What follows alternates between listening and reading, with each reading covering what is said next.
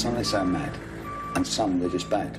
We've got lads here that are 20 years old that are on their 5th sentence. I was in the paper when I was like 14-year-old boy terrorised his neighbourhood, you know. Big boy level. You don't want to give us the money and that, probably torture you first, smack you up with a hammer in your head or something, or burn your toes with basically a Bunsen burner. Then after that, if you see our face, then we have to kill you, innit? The morals are all mixed up here. You say no, they'll turn around and say, I want to smash your face in. What are you going to do? What are you going to do? It's completely unpredictable. You could be standing there talking to a prisoner and someone's had a porky around their head. What are you going to do? Welcome to hell. Welcome down!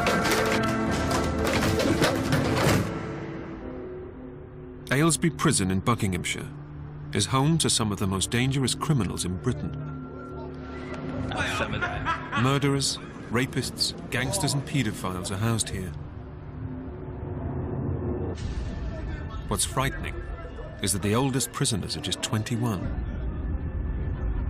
So serious are some of their offences that 1 in 5 is serving life or an indeterminate sentence to protect the public.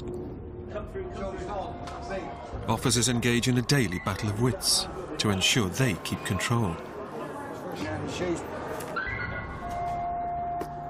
But they must also try to help rebuild the fractured lives of these young men. Some quite difficult people, really. They're usually people who are doing quite long sentences for quite significant crimes. And we've got a lot of historical behaviour to unpick with them. A bit hard when, sort of like 17, 18 years, you've been told this is OK for you to do, and then you get arrested, go through the courts procedure, come to us, and then we try and unpick what parents and peers have told them is OK. There are some that just become perpetual problems for us. Aylesbury has always had a fearsome reputation among the prison population.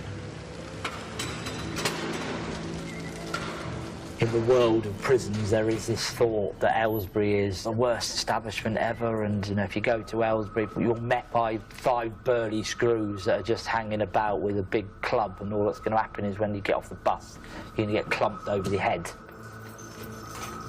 Every time a new one comes in, they're nervous because they've heard that there's a lot of gang problems. There's a lot of fights every day, up to 4, 7 times a day. But in the last year or so, it's quieting down. However, the violent incidents that do take place are very, very serious now. A lot of weapons are used. Porky around your head, prison-made weapon, in your throat, in your chest, in your head, in your forehead. There's no rules. And it's not 1-on-1 here, it could be 6-on-1. And if staff don't intervene, potentially, we could have deaths here. The latest arrival is 18-year-old Caspian Hogg. He's been sent over 200 miles south from Lancaster Farms Young Offenders Institution because of his poor disciplinary record. Take a seat there. How many times have you been in prison before? A couple, about 4 or 5 times. Okay. What's your sentence this time? 4 year duty. 4 years, okay. Have you ever used drugs, alcohol, solvents, or any other drugs? Yeah. Okay. What have you been using? Just cocaine, cannabis. Just cocaine? Yeah. Okay. There you go. Miss Morgan's your personal officer. So there's gang activity in your area, is there? Yeah. Which gang were you a member of? Stratford Longside. Stratford Longside. Okay. Have you got any rival gangs? Yeah, Fallowfield, FMD. FMD? Yeah. What are the issues with them? They're just like opposite gangs that we used to bang against, like fight with in prison. In prison? Yeah, in prison. So it's a prison gang, is it? Yeah. All the time, obviously, sitting in the cell, trapped in that, can't really do nothing, and then when something kicks off, I love it, because it's excitement, innit? Just makes your day go quicker, and it makes it more lively, innit? When something goes down. When you're in the moment and you're fighting, bruv, you're fighting to survive so you don't get worked out. So they can come and smack you up, so you gotta smack them down before they put you down, innit? I gotta put in the work on you. If you die, innit? It's how it goes, innit? It's how it goes.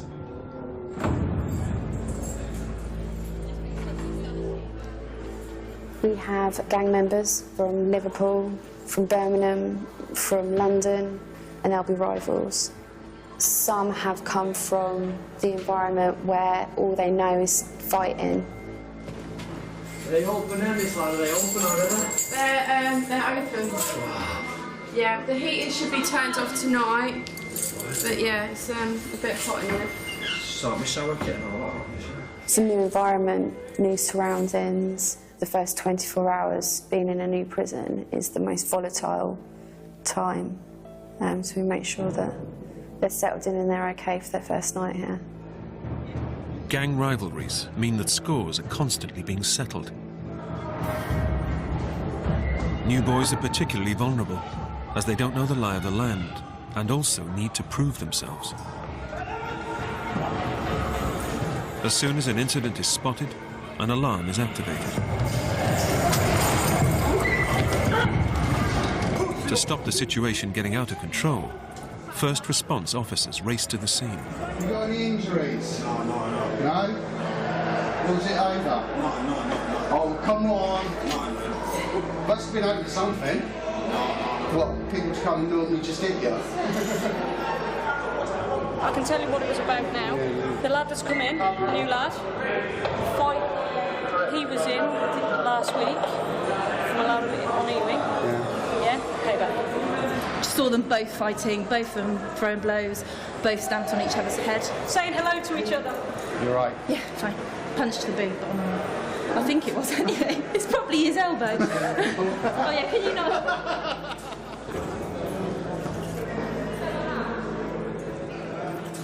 When you come jail from the roads, it's more violent than when you're on road. Because you're seeing everyone from the roads and all of them all come together and it's just peak, innit? I've been brought up with a lot of violence in it, but I didn't used to like it. But when I'm at juvie, you see a lot of it, so you just get used to it, and then after that, you just start to like it. You're from that era, you roll with them. So obviously if I see you, I'm gonna crack off your head, innit? Or if it gets to a extent and I know that you stabbed one of my friends, I'm gonna come out and I'm gonna stab you up, innit? So are you constantly looking out for who's gonna join the wing? Yeah, every day. There's a couple of them on the next wing on C wing, and obviously if I see them, I'm gonna crack off their heads, innit? Straight away. Our day-to-day life in jail is not good, you know what I mean? You might be the biggest guy in the jail, or you might have the name with the hardest, you might have the biggest rep, but you've always got to watch your back. So it's always about, most of the time, you're paranoid, if you know what I mean. You gotta, like, you're wary, it's more wary, you're wary of what people are up to, you gotta watch them. It's not, we're all criminals, you know what I mean? Even like I said before, right? I sometimes look to hurt people. I wake up some mornings thinking, right, I'm not in the mood today. I feel like serious, some days I think, right, I'm just gonna hurt, like proper hurting me, because I wake up thinking, what's the point? Even though I've got 10 months left, yeah, I wake up thinking, what is the point? I might as well just go out there and do something to him. During their induction period, before they settle down, prisoners are offered jobs and educational courses. Those that accept will be able to spend more time associating with others. We've only got 3 staff in the landing, and we could be unlocking potentially up to 50 prisoners. So this is our sort of, our dangerous time. We have to keep the wits about us. But you do get very complacent. The lads are 90% of them are absolutely fine. But you have to wait, be wary, and it's our time to watch. The potential for things going wrong is ever present. Caspian and 2 other newcomers have forced their way past the officer into another prisoner's cell.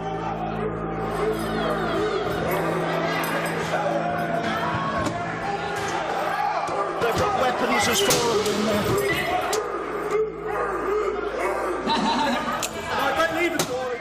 The officers can't enter the cell because the prisoners have barricaded the door. I want all prisoners locked up! The governor of Aylesbury is told that 3 new arrivals have taken another prisoner hostage on C Wing. First indications are there's 4 prisoners in a cell. 4 prisoners in a cell. It appears that one of them is a hostage. We're going to deploy negotiators to the cell door, try and start a dialogue, and then we'll take it from there. My life's in danger. Now that's forced us to put someone else's in danger. So that message will get to the governor. Do you understand, yeah? Our lives are in danger, so that's forced. Yeah, no, fair enough. All 3 knew themselves from other jails, so obviously pre-planned. And your first concern is to whoever the hostage is. If you don't get the governor, I'm going to rape him. I'll rape him, you know. I'll rape him. Listen, you don't have to hurt him. You'll get people will listen to you regardless. The absolute key role is the negotiators at that door, reading the situation for us. Because if we're fearful that somebody's life's in danger, then clearly we're obviously not going to negotiate. At that point, we may actually have to intervene. It's all about the hostage knowing that there are staff out there and just gauging it, because people say, I'm going to kill you, but are they actually going to kill you? I don't like this jail. Simple, I don't like it. You're not the only one. The difficulty I've got is I have prisoners from all over the place, and some of them don't want to be here. And what I've got to be very careful about is if we start talking about transfers now, then I will have a hostage incident this afternoon, because somebody else will think, oh, if I take him hostage, I can get a transfer.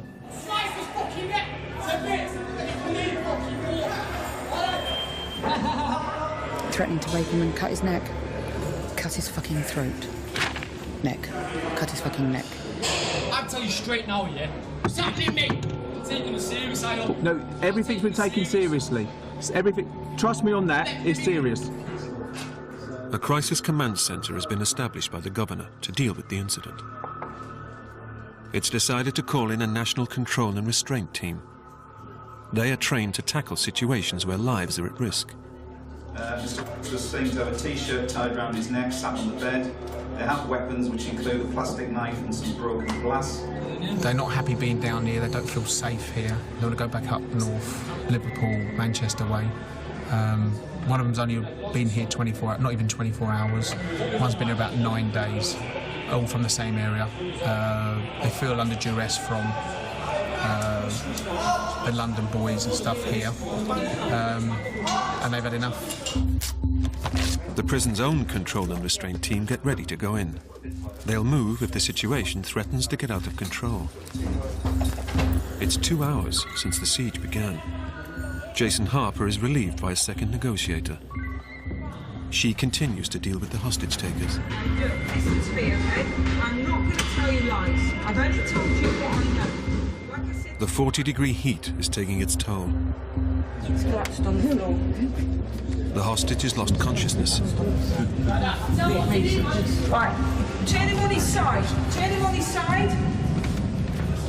Just tilt his head back to open his airway for me, please. That's it on his side. Darren Wright, Andy. Feedback from Julie is just collapsed on the floor.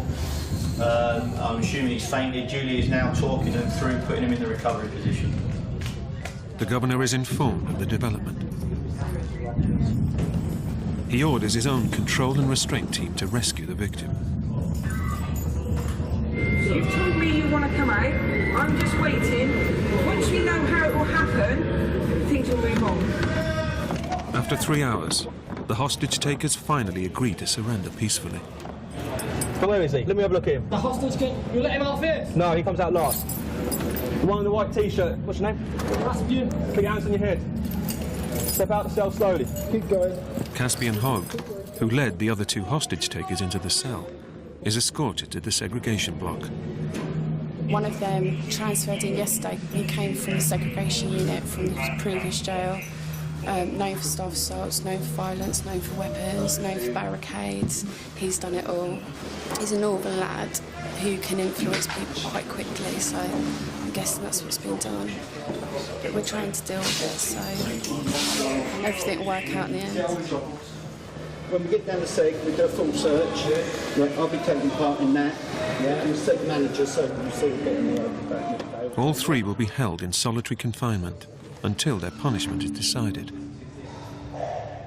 we manage some of the more problematic prisoners in the establishment. If they break prison rules, for example, or pose a risk to various individuals or the establishment itself, they'll reside in the segregation unit for a specified period of time. So it's very important for the staff that work in the unit to be able to de-escalate kind of angry prisoners and get them to see reason, and also be very aware of behaviour that can indicate further violence.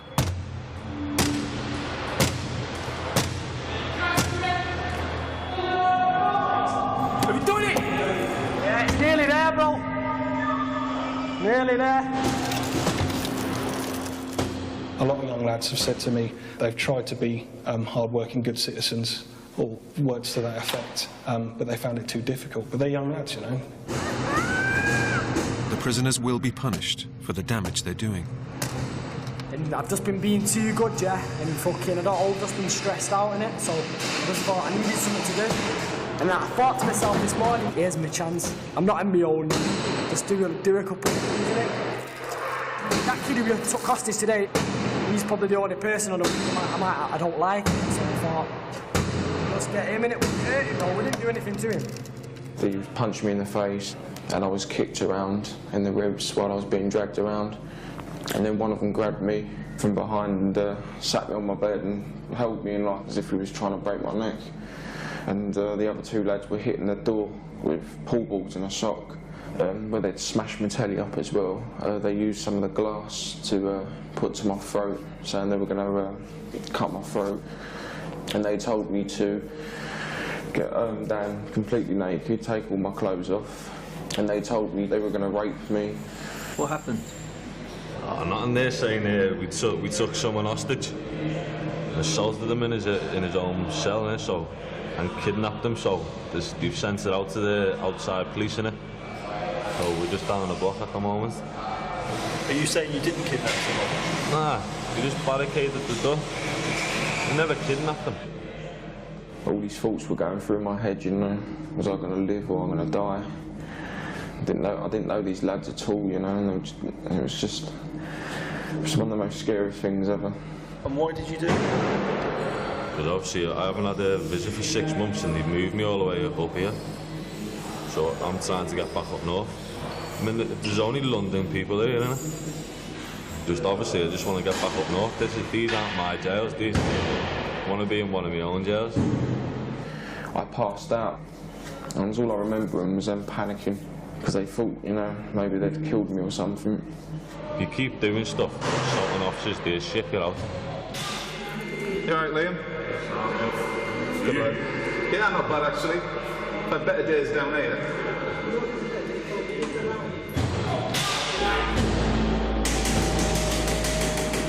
One of the young men that's in the cell, he's flooded his cell, he's got weapons, so he's used the handle off his mop. Give him instruction to hand it through. We're going to relocate him into a new cell where there's no water. That's too short. That's fine, he's still got some more stuff. The prisoner has thrown out parts of the broom handle he was using as a weapon. That's too short. So why did you keep that bit? I know where that was. What? I know where that was. I asked you to throw it all out, didn't I?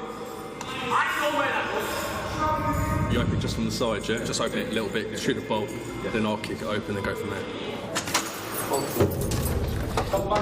Start coming out backwards, slowly, step at a time. Don't turn around, keep facing the back wall. The prisoner disobeyed the order not to turn around. By the time the doors open, all negotiations are finished, we've done all the talking. He's either going to surrender or we're going to have to intervene. Stop struggling. Stop struggling. Yeah, if you do anything other than what I asked you to do, you're going to be restrained again. Do you understand that? Yeah. Jolly good. Right. Take a move like this. Understand? Carry on. We only use the force of what's necessary to be proportionate to the circumstances, but it does hurt. And it's full search, please. He'll now be strip searched in case he has any hidden weapons. So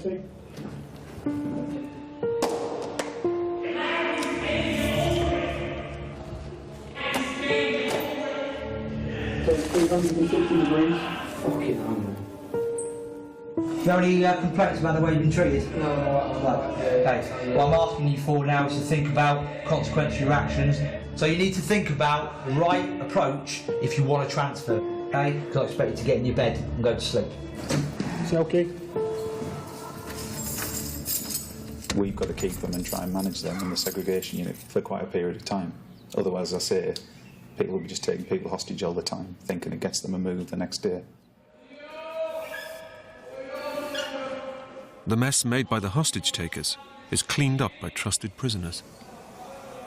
I've gone the easy way, haven't I? I've made this sentence as easy as possible. It's what you make of it. If you're a dickhead the whole time and you're going to be down a block nicking, there's no social, no TV, there's shit. Well-behaved prisoners help run internal services. This gives them much more time outside their cells while they're working. Josh is in charge of laundry in the segregation block. If wrong is wrong, then wrong is right. If good is good, then good is bad. They're fucking us over. While in the segregation block, Caspian complains about hearing voices in his head and asks for psychiatric help. I've got to try and find out if you're someone that plays mind games. Mind games? Mind games, whether you try and suss folk out and wind them up and so you've got buttons you can press. Yeah? No, we're serious, or what? And I might ask you questions that get you angry. Yeah. You are allowed to be angry. What you're not allowed to do is be violent. I am a violent person, miss. I am look at my record. Yeah. Since I was 11 and 10, I've been in children's home and I've always been restrained. I was only 11 years old. I bit one man's chest open. I bit Mrs. ear, and I was always getting restrained in and out of children's homes, and I always had that same feeling, man. I have a feeling inside that my fate is that I am going to kill someone. Does the prospect of going out, doing something like that, and then coming back to jail on a life, or if it's serious enough on a whole life, does that bother you? Depends, miss. Depends. When I'm in the mode, no. I don't give a shit, you get me? But I don't think I'm a nutcase, yeah. But I think I'm like, if I don't get help now, then I'm gonna end up being a nutcase, innit? I am not 100% convinced that he is actually mentally ill. He is certainly mentally disordered. Because not only does he have the violent thoughts, I mean, lots of people have violent thoughts, and that isn't good, but it's not a major problem. He has the enjoyment of violence to go with those thoughts and to feed those thoughts and to feed the fantasies. And I think his behaviour may well lead to someone's death.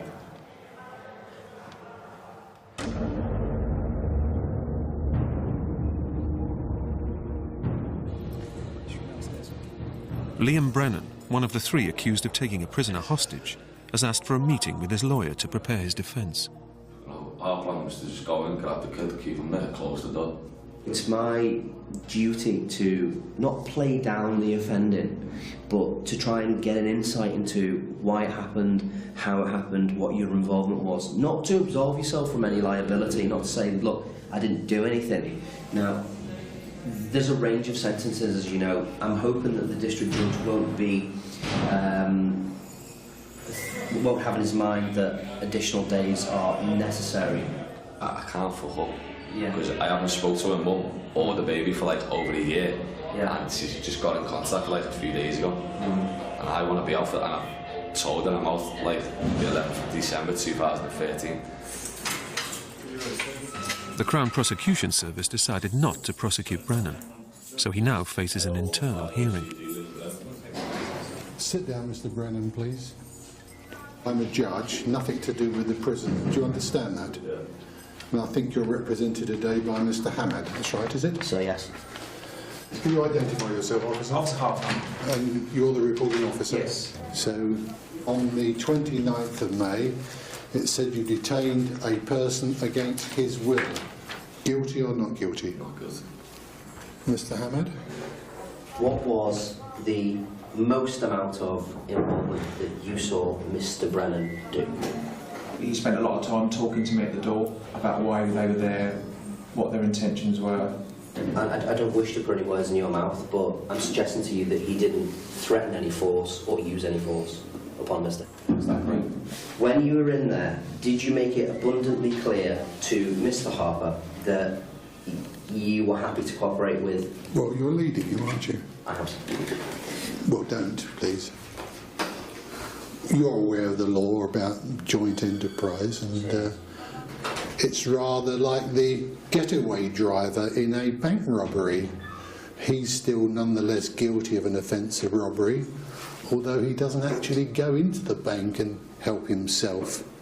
Mr. Brennan apparently had no physical contact with this other prisoner who was apparently being detained. Did you see either of the other two having hold of Mr. I never seen me. My eyes never seen no one holding. How big's the cell? Smaller. The prison cell.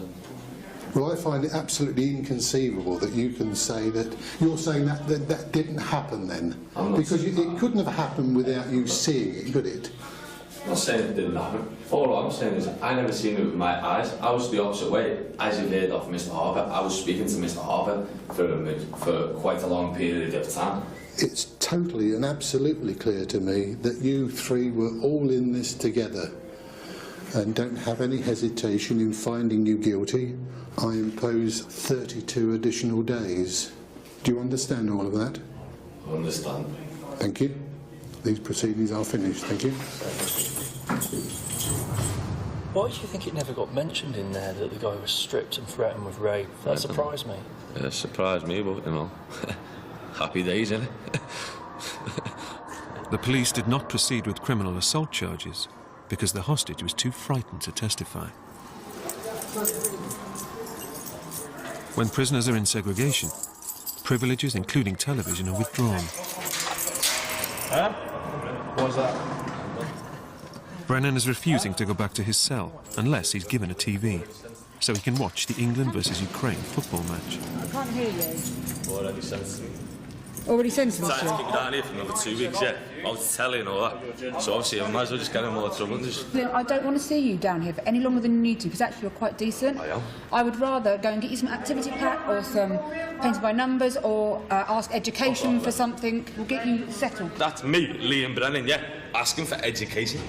That never happened since I was 11 years of age. And I'm asking for education. But that's our boarding. Michelle eventually manages to make Brennan see the sense of returning to his cell.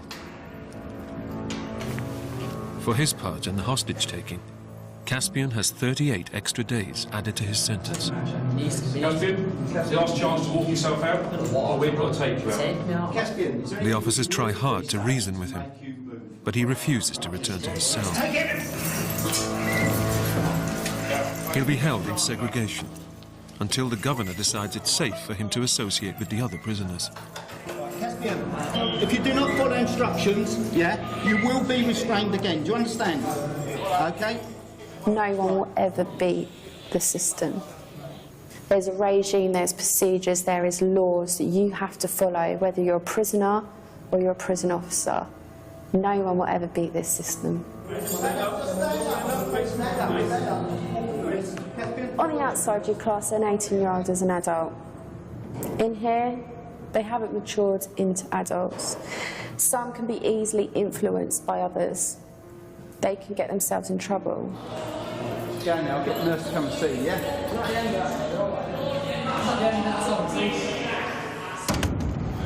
If they put me back on the wing, I'm not gonna lie to you, I'll tell you now, I'm gonna hurt someone. Serious, I'm not fucking about no more. If they put me back on the wing, I'm not gonna mess about with these little shitty fucking hostages, yeah. I'm gonna hurt someone real good. Serious, man, I'm gonna hurt someone proper. And my head just split personalities, man. They're pissing me off, everyone. It's been like I need to speak to someone, man. My head's up my ass. My head even feels big, mate. My head feels like I've got so much shit going on in my head, yeah. Like I feel mad. There are people who I think I don't want to see them out in the community for a very long time. And we may at times be working with people actually just to help them cope with being in prison. But I have never met anyone that I didn't feel that there was something that we could do to help them respond to the environment they're in a more positive way. Caspian Hogg's mental state continues to be monitored. What other treatment do you think you need? What other treatment? What else do you think that I can do that's going to help you? Nothing. I don't think there's anything else, though. Really, anyway. Do you think you need things like to learn more about your emotions, of how to control your emotions? No, I don't think I need to work on emotions, really, no. Because I know what they are, they're just not there, if you get what I'm saying. I'll try and cry and it won't happen. I can't cry or anything like that. Unless I'm in, like, I'm already crying and it just comes out of nowhere. You're one of them ones, like, you know what I mean, innit? I can't, if something emotional happens, I won't cry. Sometimes I laugh if something bad happens. Is it more normal for you to think about people's feelings or to not think about people's feelings?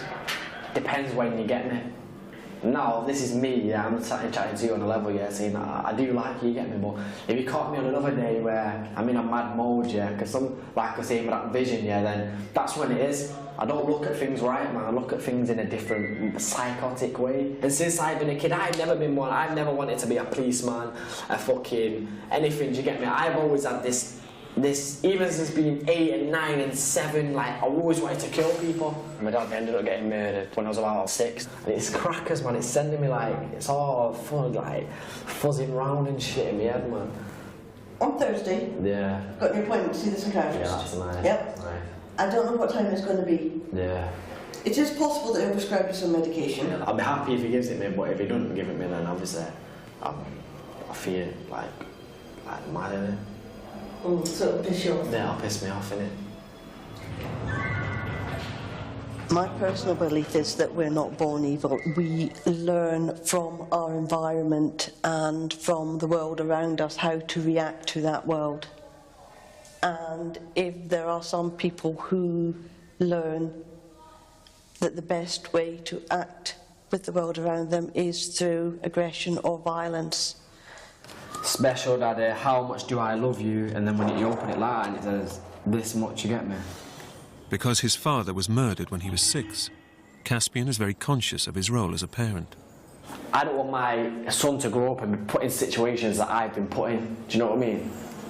Like, now I'm older, like I was 14 when he had him, you know what I mean? I wasn't all there. I was always blazing weed, grafting, doing stupid stuff, and I was a kid still, so I was kiddish things were still going on in my head. Now I'm maturing, and I've got to take responsibility for my son, and I want him to learn. I want him to see set things like, do you know what I mean? So he's smart up here, and I don't want him to be in situations that I'm like down the block in London, or even being in prison or having to commit crime. I want to be there for him, so he can either speak to me, he can come to me for money, he can, when he needs, do you know what I mean? I want to be a dad to my son, that's what it is. It's like them 3 letters, yeah, it's about being a dad. It's fucked up, innit? Kind of like not seeing him and that, really and truly, but just have to hold your head down and just keep it up. As long as you speak to him and phone him and that, then it's alright. Devon was just 15 when his son was born. At the time, yeah, I didn't really want a kid, but it just happened, innit? She was talking to me a lot about it, and I just said to myself, you know what, might as well have a kid at my age, innit, car? You never know when someone's going to take your life, or you don't know when you're going to go, so it's best to have it early than late. Are you serious? Does that cross your mind that you might end up getting murdered or killed or something? Yeah, obviously, in my hood there's a lot of violence, innit? Like, people dying and that, innit? You never know, you can walk across the road and they can run you over, innit? For some prisoners, telephone is the only way for them to keep in touch with their children. Daddy's missed you, yeah? No, you can't see me now. Daddy's busy, yeah? Daddy's busy feeding all types of animals. I don't know how this goes, and I don't want to set it up wrong and then fall on someone or something. In the prison chapel, Josh is helping prepare for a special Father's Day occasion, when well-behaved prisoners will be allowed to spend time with their children. I can get on the floor and roll around with him, I can play, run around, I can chase him. See, on a visit, he always wants me to chase him. But he can only get so far before I have to say I can't get up, do you know what I mean? To be with him for a good 5 hours, through the fun, the crying, I want to wrestle him so bad. Just grab him. Make him touch your mouth. Well done. I don't like it that he comes here and he knows how to be searched, but I'd rather have that relationship with him. I've got something to change for. I mean, I've got a kid and a fiancé and a family that want me to be there, kind of thing. Be honest, if I didn't have my kid and I didn't have my fiancé, then I don't think I'll probably be as good as I have been. Come here, my little boy. I've got them to look after. I mean, they're counting on me getting out. Okay. Oh, you being a pussycat? If I'm good, I get everything back. It's easy, you know what I mean? If I'm good, I get it. If I'm not, I don't. A little beautiful. Don't be cheeky, you.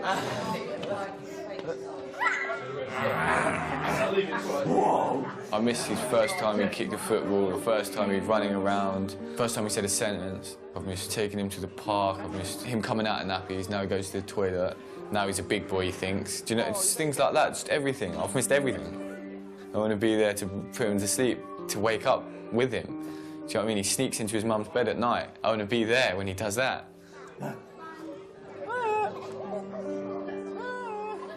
Right, ladies and gentlemen, do you want to start sort of like saying your goodbyes then? You're right. When I first knew I was coming to prison, I thought that he'd forget about me. He was only 18. We had been together for like 3 years, 2.5 years. But this is a big test on teenagers to be loyal and faithful as well, especially. When you're in jail, stuff like that goes around in your head. That's all you think about. So you need someone that you trust, really trust, to be able to get through it. Otherwise it tears you apart. I could sit in it every night and think, she's cheating on me, she's cheating on me. See you later. Love you.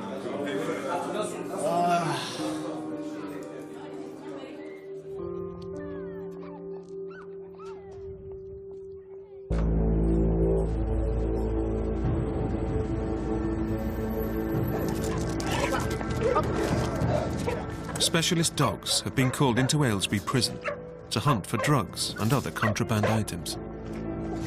A lot of drug dealers in prison and they want to continue. There's a lot of money to be made selling the drugs. Mobile phones are just a bigger problem. That's why the dogs are trained to find them. It could be used for planned escapes. All sorts of crime events could be used with the mobile phone. We search cells on a daily basis. We'll find stuff on a daily basis. Step outside your cell. As soon as they see the dogs, we can have people running for cover. The prisoners are removed from their cells to let the dogs work without being obstructed. Dogs in my cell. How do you know he's found something? He'll freeze and just nudge it with his nose, or just put his nose on it. If he can't get to it, but he can still pick up the scent, he'll just sit and look in the general direction. It's showing a lot of interest over there, but I'm just looking at the window, see if there's anywhere around the window. He's flicked the end of the split out the window. That window area and that bed area, that's where he keeps going back. Right, okay. Wow, I'm sleeping, and then you're bringing a dog in my phone, it's going around my stuff and that. That's nasty, bro. Our team of searchers are now actually going to carry out a search throughout the cell to see what the actual dog was indicating on. Dog indicating a certain area, so they'll concentrate on that area first. And hopefully we'll find something. The dogs continue going through all the cells on the wing. And when you open it, you can smell it. Yeah, they'll definitely be smoking cannabis. It's whether he indicates in here or not. Yeah, you can smell it. Yeah, there's drugs and phones all over, Joe, man. People used to hide their shit in the sink, like undo the screws here, the nail clippers or whatever, just put it in there. So that's all I'm telling you. Like. When you got a phone, you can call whoever you want, text whoever you want. You can have nighttime rendezvous with your missus on the phone. You see what I'm saying? Like, talk about whatever you want, sort shit out, sort your money out, sort your business out on road. Have you ever had a phone inside? Yeah. It's powered, I got rid of it, it's too powered. way too paranoid. No matter what, they will get you. First time, yeah, they got away with it. Yeah, cops can't find my shit. Second time, come, but you know the cops ain't getting my shit. Third time, come, yo, blood, they come close, you know, man. They palm it off on someone. As soon as they palm it off on that person's gonna get spun. Next week, boom, someone else got spun. Can't relax because these girls have intelligence. They haven't been known to hide mobile phones in there on the basis that we won't go in because it's very dirty. SIM cards, phones, anything, you name it, they'll try and hide it. And we're usually 3 steps behind because once we find a place, they're looking for another one. Working area can be made into a prison shank. So we'll take that, it's not attached to the stereo. A lot of them like looking at pictures, of course. There's a lot of self-abuse going on.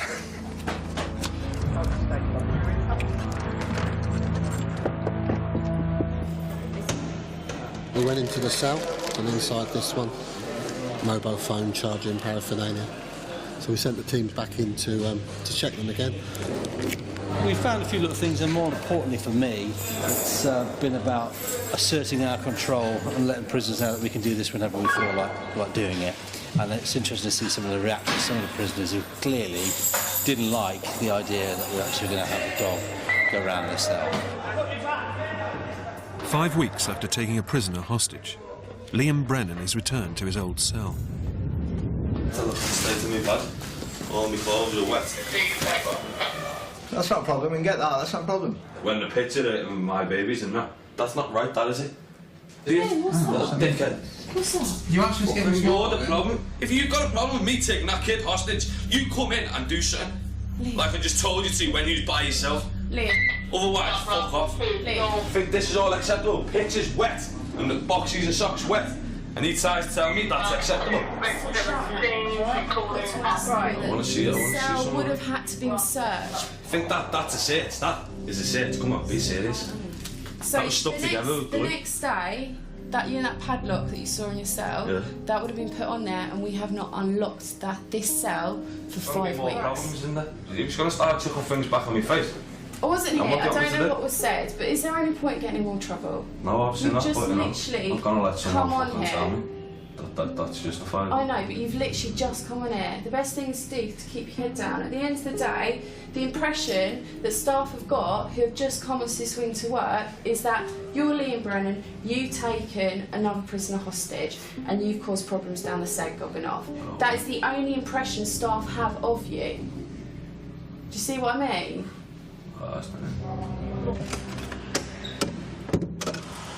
They keep going on about how staff disrespect them, staff speaks to them rudely, but it goes the other way. You speak to us rudely, you disrespect us, and you want us to tiptoe around you like you're a child and try and teach you the ways of prison when actually you're 18, 21.